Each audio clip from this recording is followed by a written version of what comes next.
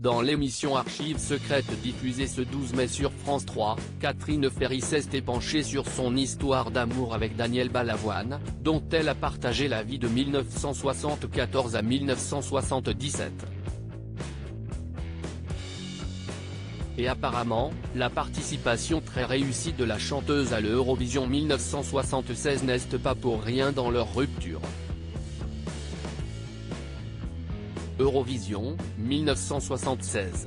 Catherine Ferry interprète sa chanson 1, 2, 3.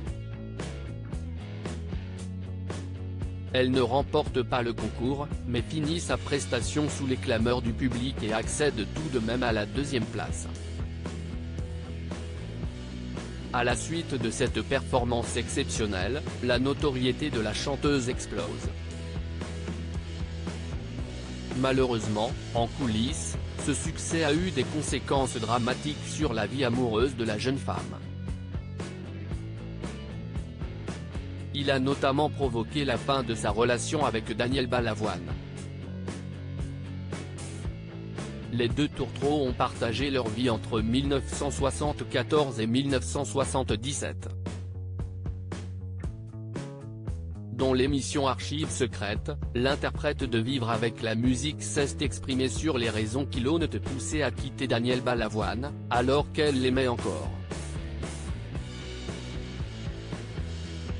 Daniel Balavoine et Catherine Ferry, pauvres mais heureux en amour à leur début à cette époque, on vivait d'amour et d'eau fraîche. On était très pauvres, mais ce n'était pas important. On était heureux.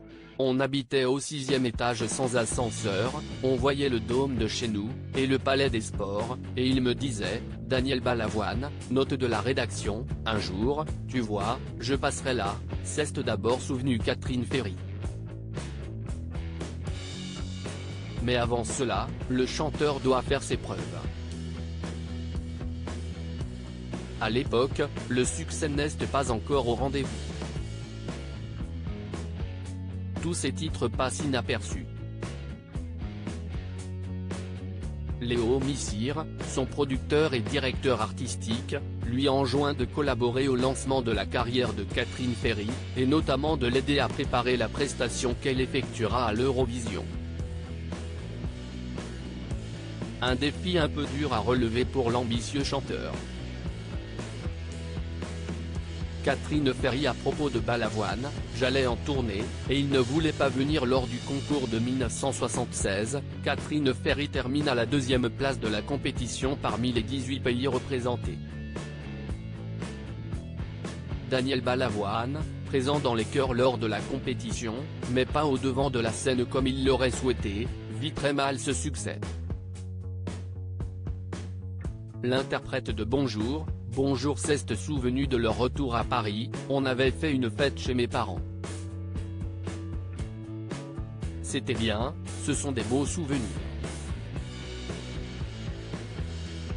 Sauf que suite à ce succès, elle est invitée partout.